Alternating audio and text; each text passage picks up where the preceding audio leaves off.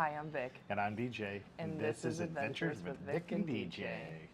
Good morning. It's morning time, and I'm very tired. I'm drinking some coffee.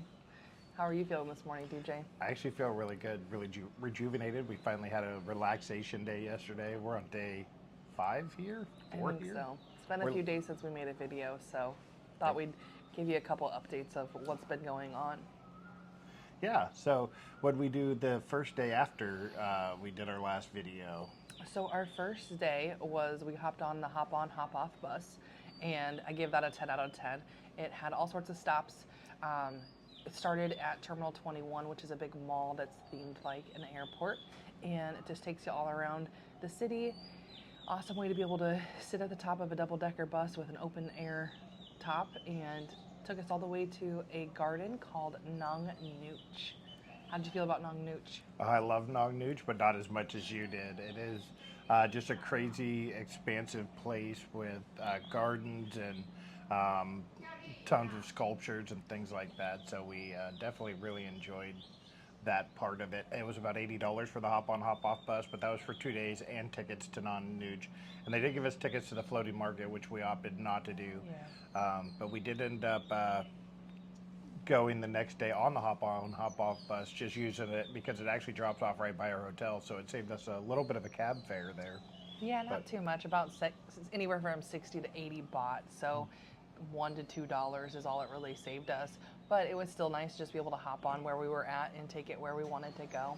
I would definitely say that Nong Nooch was probably the coolest experience I've ever had. Definitely something that has no reason to be where it's at. You're just kind of in the city, you leave the city, you start heading towards the mountains.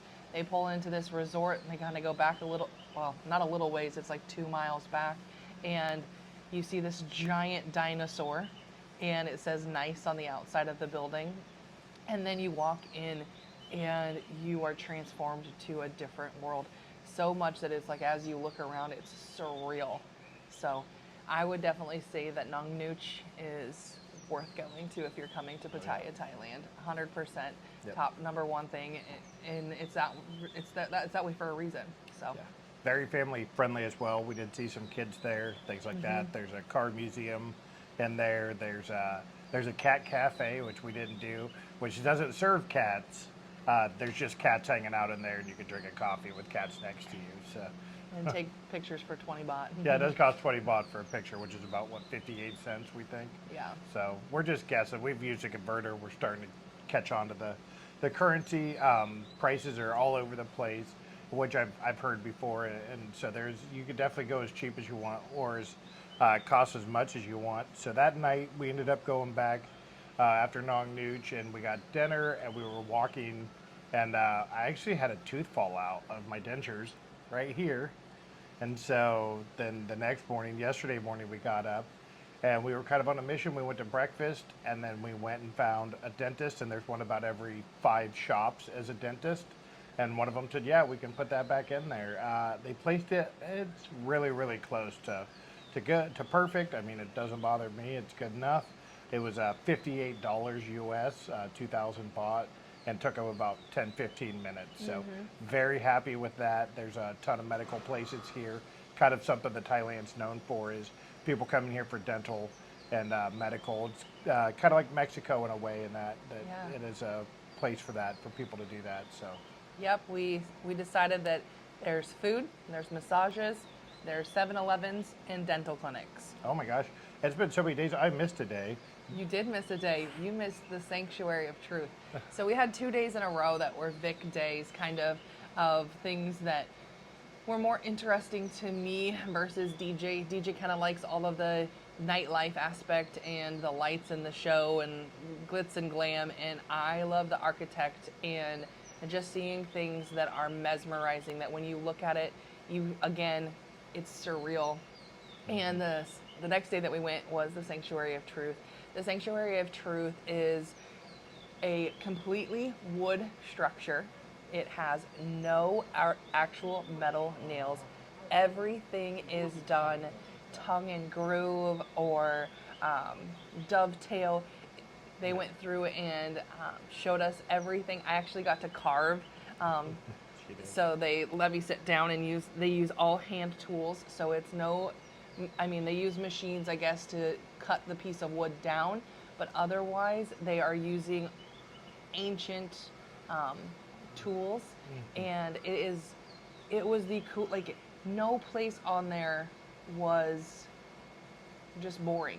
Yeah, well, yeah, you definitely looked like Bob Vila getting down there and just chipping away at that wood. They actually gave her part of the shavings or whatever to Yep. take. So, pretty exciting. Definitely worth the price. It was 500 baht, which is $30 US, I believe. $15 US. Yep. So for both of us, nope, it was 30. Was it 500 a piece? Yeah, 500 So a it's piece. 30 bucks. Sorry, But I should still, know these things. 100% worth it. It was about a 20-minute cab ride. Yep, yep. Well, Through we've the been city. we've been taking Bolt, and it's been a couple bucks every time. So Yep. definitely, I think yesterday we went to breakfast. That was about the furthest we went, and that one was $4, and we gave them a little bit of a tip too. Tipping's not necessary here, though. It's Yeah. just American culture. We're so used to tipping that we've been tipping. Unless it's a short little ride, then we're not necessarily tipping. Yep. Or at a restaurant, we don't necessarily tip. Yeah. I feel like we probably have tipped at most restaurants when we're sitting down to eat, though. Yeah, yeah, but I mean the service has also been really, really good, and that's one of those like we don't usually tip the street vendors, which I think they're probably the hardest working ones there, but we haven't ate a lot of a lot of street food. It's been good what we have had, but we really enjoy that sit down being served, and it's just what we're used to. So yeah, you definitely have the opportunity to kind of make it what you want for a trip. Yesterday was a kind of a relaxing day. We just got up, went over to Route 66. It's a diner that's in the middle of nowhere, and it's an American diner, so that was kind of fun. It was a unique experience, and then rode a cab back, and we got on a bot bus for the first time. We did the $10 bot bus. That was It's the 10 bot bus, so it's a 29 cents each, 58 cents to ride wherever it's going. You just jump in the back of it's an open air pickup it does have bars to kind of hold you in there. But yeah, you ride it down Beach Road. roughly hold you in there. If they hit the brakes, you're Yeah. sliding. Yeah. That Yep. happened. Yep, and then when you're ready to get out, there's just a buzzer you hit. You push the little buzzer above your head, and it stops. You throw 10 baht, or if there's two of us, we throw 20 baht to the driver, and off we go. And it saved us from walking all the way down 2nd Street or Beach Road. They say it goes all the way up to a place called Jomtien, which is part of the north, which we did see when we went on the hop-on, hop-off bus. Hits that. So yeah, you can, if you learn where those go, I mean, that's definitely the most economical way to travel here. We see a lot of tourists, we see a lot of locals, like it just seems like it's used by everybody, and you don't talk to the driver or anything, like, you can, and they can take you somewhere if you ask, but they're going to charge you, and the more you talk to them, apparently, allegedly from the videos we've watched, And from experience last night, he engaged with one of the drivers last night, and she said, "We're a taxi now," and he said, "Nope." And they Yep. said, "If you want the bot, you go that way." Yep. So Yep. don't engage with them. Just hop in the back. That's something we're not used to doing. Same thing with the Bolt. In America, we have to confirm, "Are you our driver?" Yeah. Not here. It's you. We kind of just said we looked at the license plate, and as soon as their license plate come in, you just jump in. You don't talk Yep. to them. They don't talk to you. They just take you where you need to go and drop you off. And it's definitely a different cultural aspect. Where in the United States, we want to be served and we want them to come and check on us. One of the things that we saw at one of the cafes yesterday, and we've seen them in a couple other places too, is there's a call button. Like, they're not going to come talk to you until you call them over and you just Yeah. push a button. Yeah, you could be done eating for about half an hour. You have to tell them we're ready to go. Like, Yeah. which is something that I'm always just like, hey, I usually pay too early, and Vic's like, you're rushing everybody here, like, and I'm like, I just want to make sure I get it paid, so when we are done, we can go. But I don't want to be held hostage. But you know what? We're on vacation. We're in a little bit different of a society, so I can definitely feel their vibe, and it's definitely been, the first 2 days we stayed really, really busy between Nong Nooch and Sanctuary of Truth, but having that really relaxing day yesterday. Today we're looking at going out to island called Koh Lan. So we're going to go out and explore. We'll see how brave we get, what we want to do. DJ really, really thinks that we should rent scooters.